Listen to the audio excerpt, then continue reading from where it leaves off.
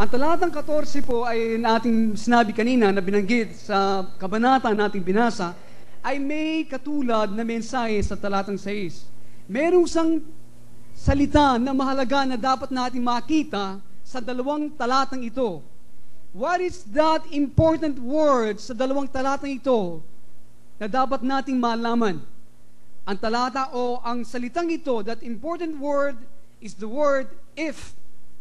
If. Kung.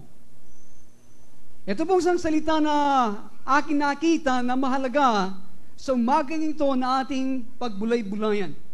Ang aklat po ng Hebrew, ito po ay sinulat para sa mga Kristiyano na naligtas na, napuspos na ng banal na Espiritu ng Diyos, at sila po ay mga Kristiyano na dumanas na ng mga pag-usig.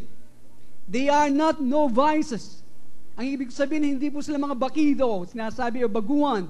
They are experienced Christians, ang mga taga-Hebreo. At di po mapapansin sa talatang 13 nating binasa, sinasabi, exhort one another daily. Magpaalalahanan kayo sa bawat isa sa araw-araw. Ito po ang sinabi ng unang talata nating binasa. Kaya maliwanag po dito na sinasabi sa atin, araw-araw ang mga mananampalataya ay nagtitipon. Sila po ay nagtitipon sa araw-araw.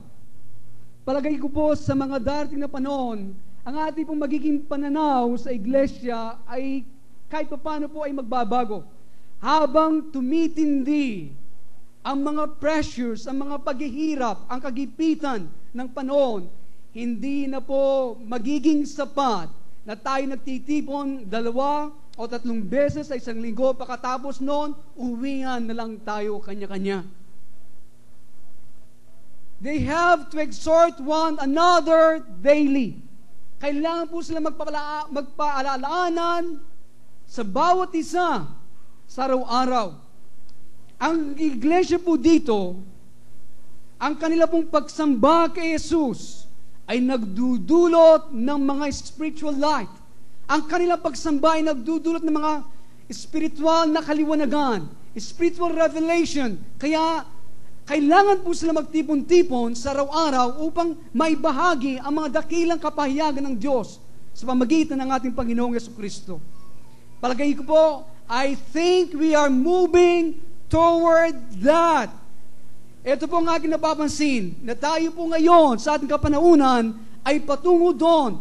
More group action, together doing things together sa ating pagsasama. Kailangan sama-sama natin gawin ang ilang mga bagay.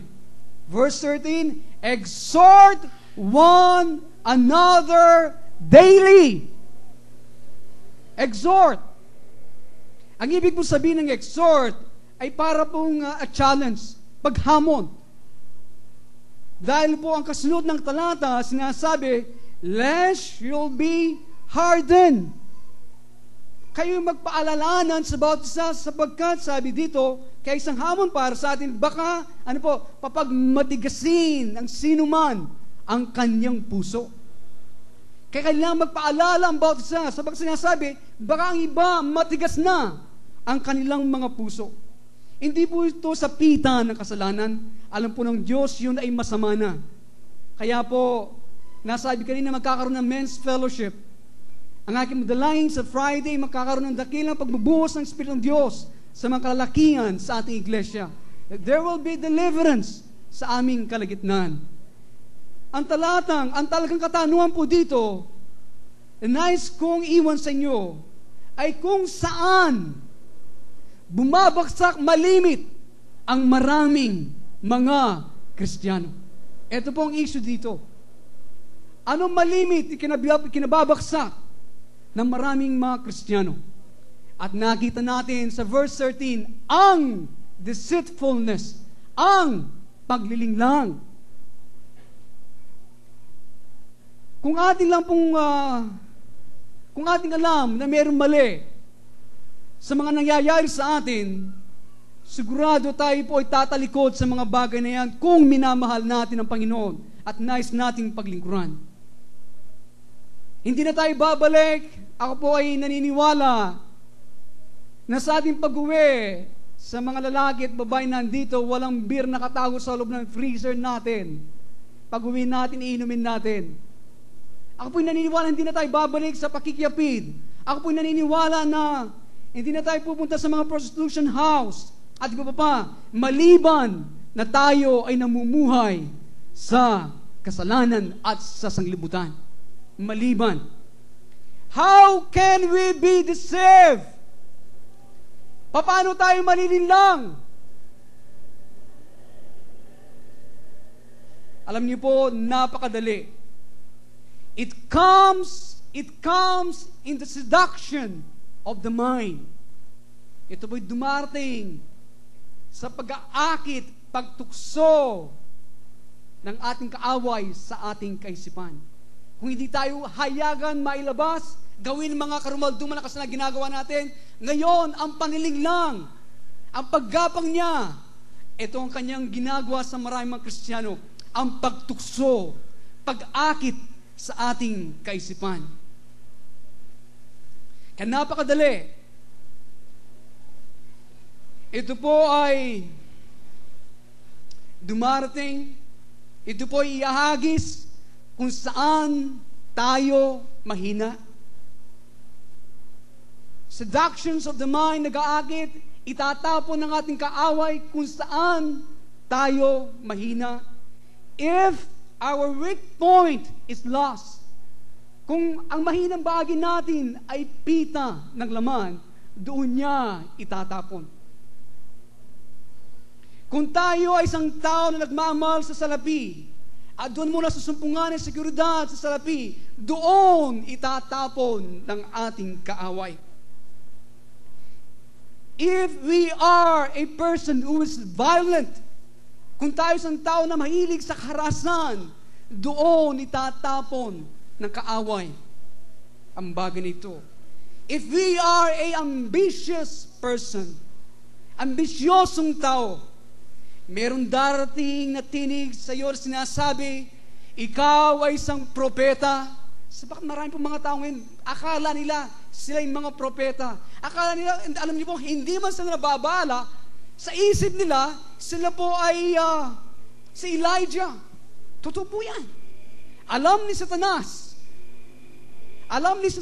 kung ikaw ay nababahala o hindi. Ito po ang kanyang pinakapaboritong taktiko upang madaya niya ang maraming mga ambisyosong mga Kristiyano, mga espiritual na mga ambisyoso. Kaya alam niyo po, sila po ay nahuli sa ganitong kaisipan. Merong very special, merong mga dakilang trabaho na pinagagawa ang Diyos sa iyo. Hindi ngayon nakikita ng iba, ngunit balang araw ay mahayag ang kapangyarihan na nasa iyo, na ikaw ay isang propeta. Seduce our mind. Inaakit, tinutukso ang ating kaisipan. Alam niyo po, ang ambisyon ay ang kinakita kakambal ng inggit. Envy. Kung tayo po ay isang judgmental person, isang taong mahilig maghatol, very critical type of individual, alam niyo po, tutuksuin ka ni Satanas sa bagay na iyon sa pamagitan ng kukunin ng ating mga kaisipan doon sa mga bagay na ginagawang mali ng mga tao. Hindi ito ang mahalaga o anong mahalaga dito ang pamamaraan na kanyang ginagamit. Ang kanyang goal ay pareho, is to get your eyes off on Jesus and to get you so heavy. Ito ang kanyang gagawin. Hindi nyo napansin? Lalo nagiging isang critical na tao, konting mali nakikita mo. At ang kanyang gagawin is getting your eyes off on Jesus. Inaalis ang mata mo sa ating Panginoon at ang mangyayari, ang kabigatan ang siyong nadadama. Kaya ang nangyayari po, hindi ka makasamba kay Jesus. Alam niyo po sa atin ay napakaraming sigaw na lumalabas dito sa iglesia. Marami. Nadidinig ko, ilang mga bahay, nadidinig tayong nagsisigawan dito. At alam niyo po, I enjoy nadidinig ang bawat bulong na lumalabas sa iglesyang ito. Mga pagsamba, pagpupuri sa Diyos. Sabagat po sinasabi ng Biblia, shout unto God! Shout unto God in the voice of triumph.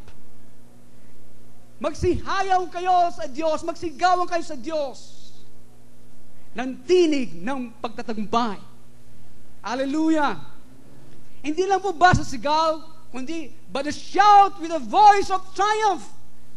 Maghiyawan kayo, sumigaw kayo na may tinig na pagtatagumpay. Hindi lang basta sigaw, kundi sigaw na may tagumpay with victory.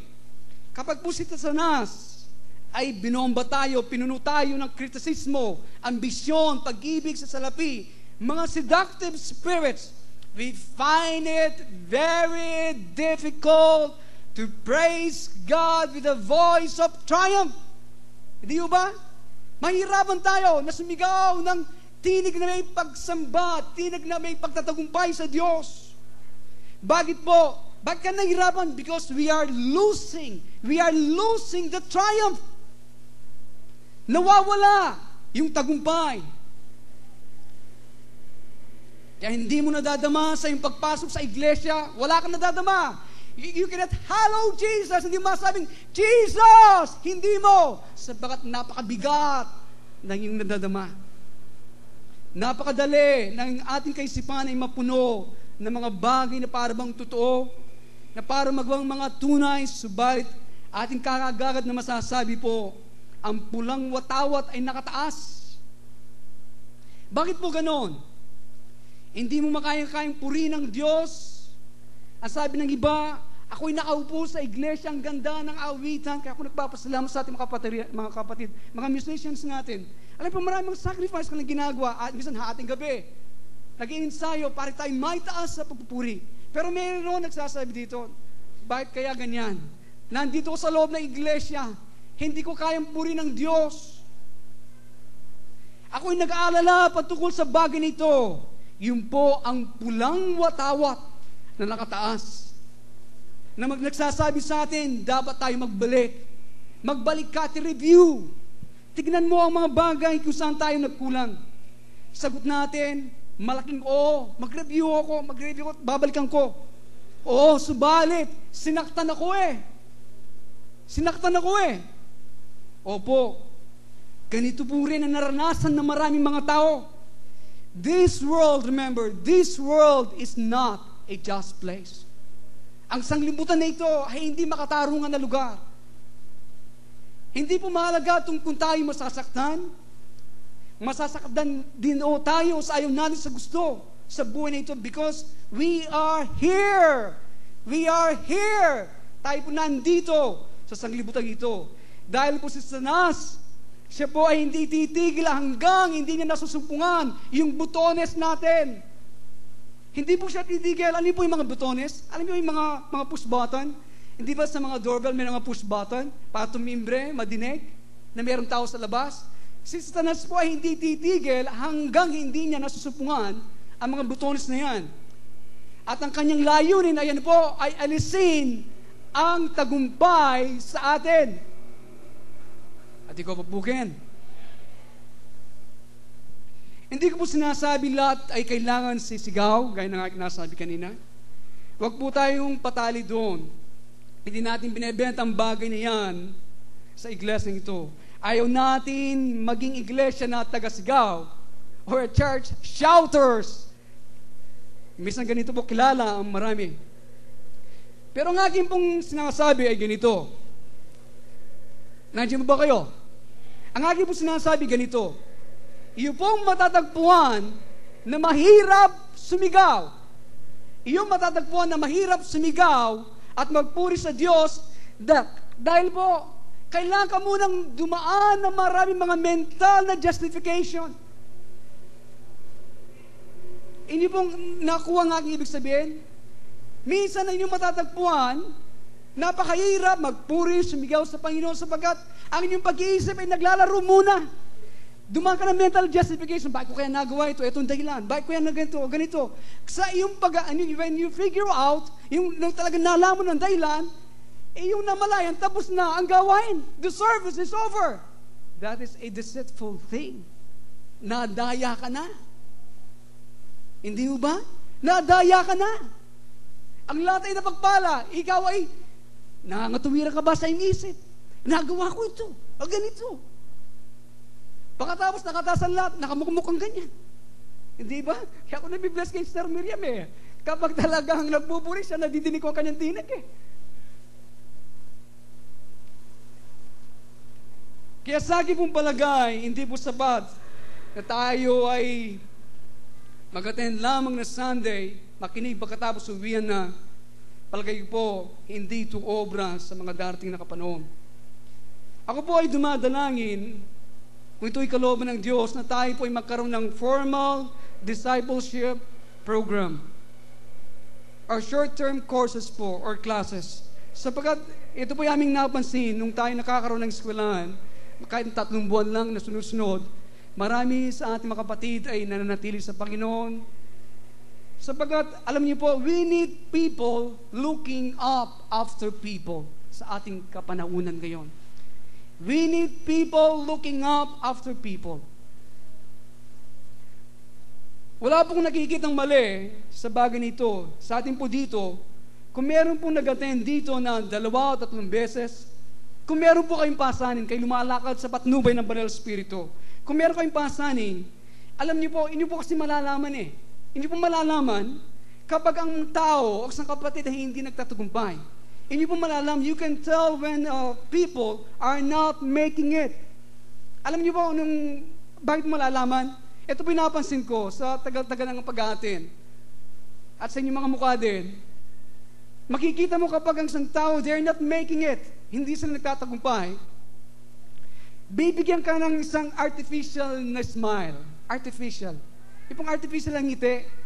Kapag nginitian ka, pero pag hindi mo sila nakikita at nakitang hindi mo sila tinitignan, yun po ay kanyang aalisin. It means po, in other words, he is upset. Siya po mabigat ang kanyang nadadama. Ito po nakita ko sa aking kapatid minsan eh. Tuwang-tuwa siya. Pero hindi niya namamalayan, siya po pumunta sa bangko at meron sila at tinitignan, siya ay nagpapatulong. At sa malayo nakita ko talaga bumaksak ang kanilang mukha. Nung sabi ng aking kapatid, o bayaw, hindi ko po nakita, o hindi ko alam kung anong pinag-usapan, pero biglang bumaksak ang kanilang mukha. Alam niyo po, yung mga tao who are not in the voice of triumph, meron mga bagay nagpasok sa kanilang buhay na sila ay nalito. Na sila ay nalito. At kung sa panahon naman yan, o sa linggong iyon, ikaw ay nasa itaas. Kung ikaw ay nasa itaas, at wala pong nakikitang mali, kung ikaw ay nagkaroon ka ng pasanin sa kanya, tatawagin mo siya sa telepono, bisitahin siya, sabihin mo sa kanya, kapatid, ikaw ba ay nasa aking puso na matagal ng panahon? Ilalagay ng Diyos, ikaw sa aking puso. Sa ilang mga araw na ito, ikaw ang laman ng aking mga puso o ng aking puso. Aking po napansin na hindi po kayo nag-a-attend 2 beses o 3 beses na. Is everything okay? How is it going for you?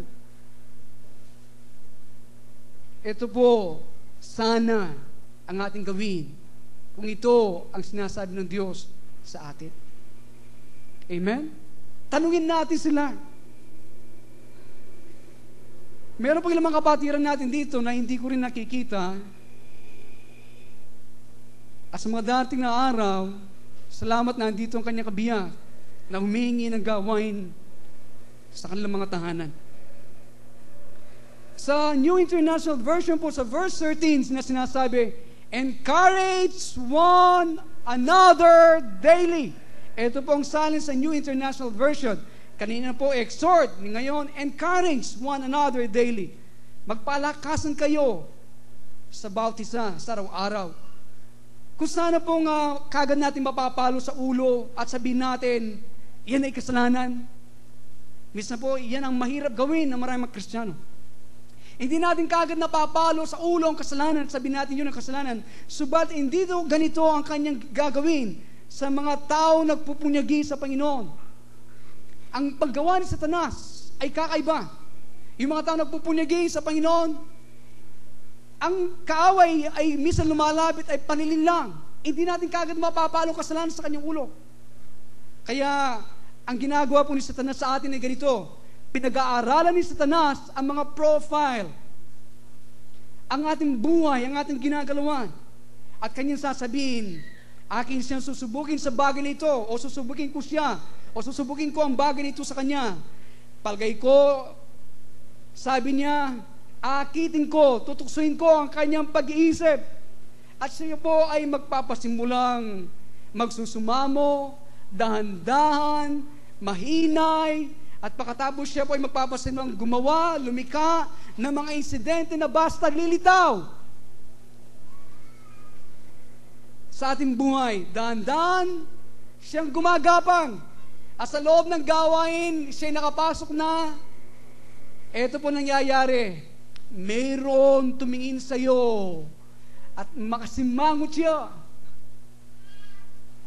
Alam niyo po, mga simpulang bagay nito ay lumilitaw.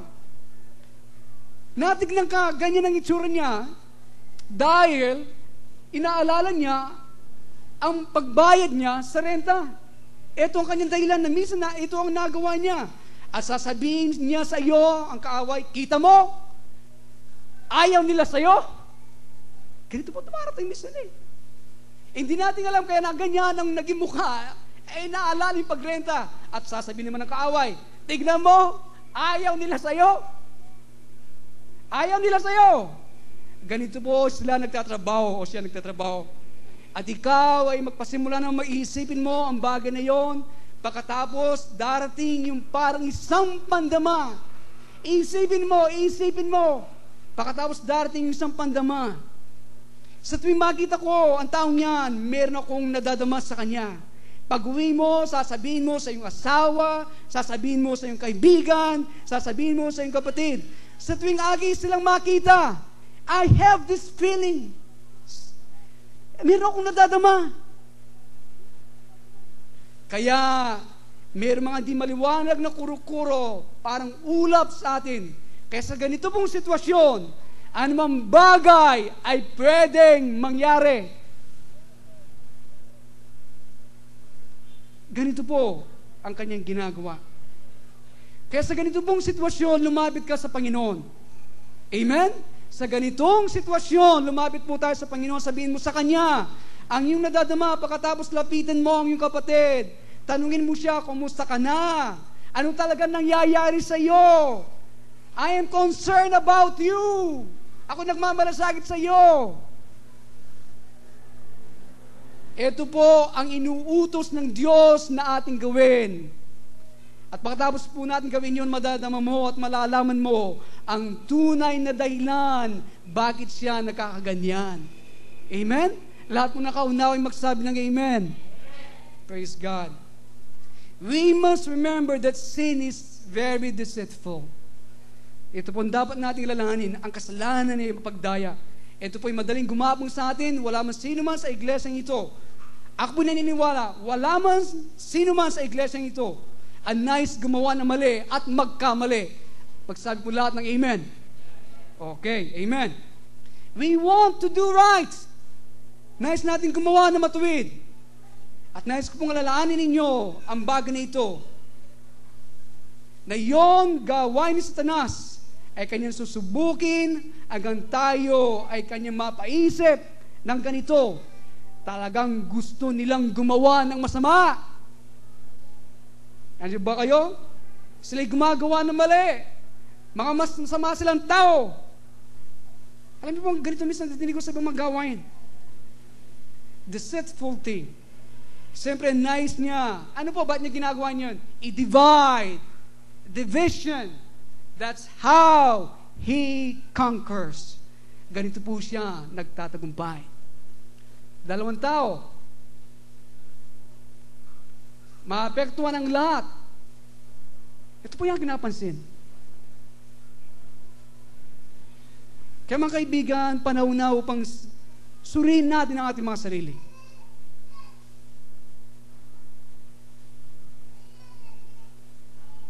Kaya dapat natin tignan at bantayan mabuti ang salitang ito. Itong salitang if, kung. Ngayon po ang aklat na ito ay naka-address hindi po sa mga di mananampalataya, hindi sa mga sanggol kay Kristo, subalit sa mayroon ng karanasan, nagtagumpay na sa ilang mga bagay at kailangan pa magtagumpay na marami pa mga bagay. Sila ang mga nagmamarcha kasama ng Panginoon. As sa iglesia ito, sa mga taga-Hebreo, ang salitang if or kung ay ginamit 2 beses sa kabanatang ito. Bakit po? Why? Dahil ang kaligtasan po ay hindi isang minsanan na bagay. Binanggit 2 beses sapagkat dinidin dito ng author na ang kaligtasan ay hindi po minsanang bagay. Marami ang hindi nakakaunawa sa likas ng kaligtasan.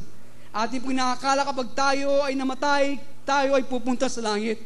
Alam po ninyo, hindi yon ang lahat patungkol sa kaligtasan. Ang langit, ang paglakad sa gintoong kalsada, hindi lahat yon na patungkol sa kaligtasan.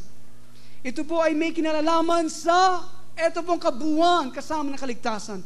Ito po ay may kinalalaman sa transformation. Transformation of a person from Satan to God. Transformation. Pagbabago na sa tao mula kay Satanas, ang kanyang ugaling Satanas mula patungo sa Diyos. Wangis ng Diyos. To change us from all our old nature, bad ways, and to ways that are pleasing to God. Ito po ang kaligtasan.